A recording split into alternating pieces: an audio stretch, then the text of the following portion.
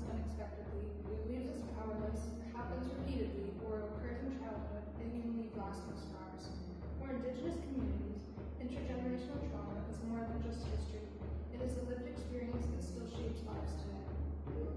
To understand intergenerational trauma, we need to first look back. Over 500 years ago, colonization began as a way for the crown to gain land, wealth, and power. Indigenous peoples had their own systems, their governments, languages, traditions, rich and deeply rooted in the land.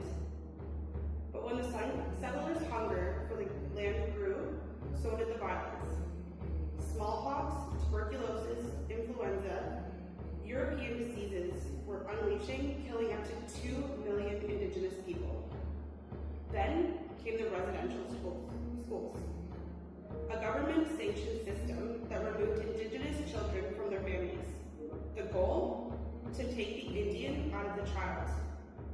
Children were abused, starved, stripped from their language, identity, and culture.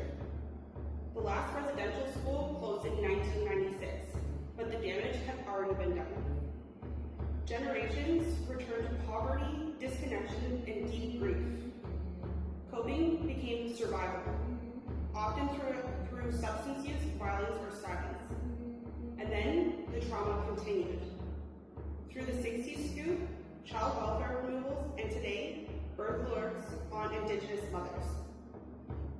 Out of 94 truth and reconciliation calls to action, only 13 have been completed.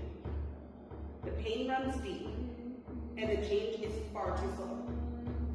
Today, the echoes of that trauma are everywhere. Indigenous people experience high rates of depression, anxiety, PTSD, and tragically, suicide.